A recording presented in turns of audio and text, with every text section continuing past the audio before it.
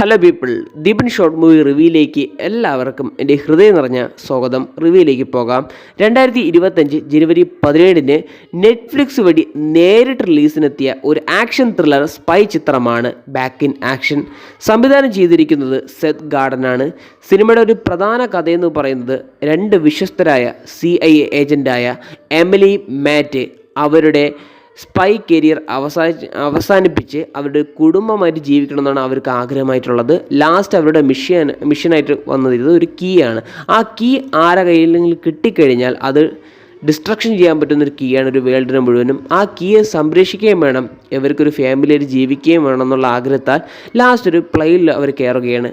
ആ പ്ലെയിനിൽ വെച്ച് ഇവരുടെ വില്ലന്മാരെല്ലാം ഫോളോ ചെയ്ത് ഇവർ അറ്റാക്ക് ചെയ്യുകയാണ്. അപ്പോൾ അതിൽ നിന്നൊക്കെ അവർ സർവൈവ് ചെയ്ത് ഈ പ്ലെയിനും ക്രാഷ് ആവുകയും അതിൽ നിന്ന് അത്ഭുതകരമായി രക്ഷപ്പെടുകയും ചെയ്തു. അവരുടെ ഐഡൻറ്റിറ്റി മറയ്ക്കാൻ വേണ്ടി അവർ സാധാരണ ടൗണിൽ താമസം ചെയ്യുകയും പിന്നെ ഒരു 15 വർഷത്തിന് ശേഷം അവർക്ക് 2 മക്കളാവുകയും അവരൊരു ഫാമിലിയായിട്ട് കഴിയുകയും ചെയ്തിരുന്നു.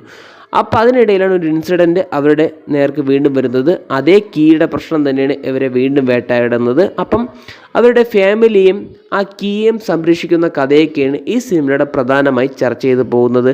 സാധാരണയായിട്ടുള്ള ഒരു ക്ലീഷേ ആയിട്ടുള്ള സ്റ്റോറി ആണെങ്കിലും അത്യാവശ്യം കണ്ടിരിക്കാൻ പറ്റുന്ന ഒരു വൺ ടൈം വാച്ചബിൾ ആയിട്ടുള്ള ഒരു സ്പൈ ചിത്രമാണ് ബാക്ക് ഇൻ ആക്ഷൻ. അത്യാവശ്യം കോമഡിയൊക്കെ ഉണ്ട്. നേരം പൊക്കിന് കണ്ടിരിക്കാൻ പറ്റിയ സിനിമ തന്നെയാണ് ബാക്ക് ഇൻ ആക്ഷൻ എന്ന് പറയുന്ന സിനിമ. സിനിമയുടെ ഇത് പോസിറ്റീവ് എന്ന് പറയുന്നത് ഇതിലെ ക്യാരക്ടേഴ്സ് തന്നെയാണ്. പിന്നെ ഇതിലെ ആക്ഷൻ സീക്വൻസ് അത്യാവശ്യം കണ്ടിരിക്കാൻ പറ്റിയ സംഭവങ്ങൾ തന്നെയാണ്. ഏറ്റവും കൂടുതൽ കോമഡിയും അത്യാവശ്യം വർക്കൗട്ട് ആകുന്നുണ്ട് ഈ സിനിമയിൽ. അപ്പോൾ ഓവറോൾ എടുത്തു കഴിഞ്ഞാൽ ഒരു ഡീസൻറ്റ് സിനിമ തന്നെ പറഞ്ഞിട്ടിരിക്കുന്നു. കാണാൻ താല്പര്യമുണ്ടെങ്കിൽ നെറ്റ്ഫ്ലിക്സ് വഴി ഈ സിനിമ അവൈലബിൾ ആയി തുടങ്ങിയിട്ടുണ്ട്. അപ്പോൾ ഇത്രയൊക്കെയുള്ളൂ ബാക്ക് ഇൻ ആക്ഷൻ എന്ന് പറയുന്ന സിനിമയെക്കുറിച്ച് എനിക്ക് പറയാനുള്ളത്. വീഡിയോ ഇഷ്ടപ്പെട്ടു കഴിഞ്ഞാൽ like, share and subscribe. Video കണ്ടതിന് നന്ദിയുണ്ട്.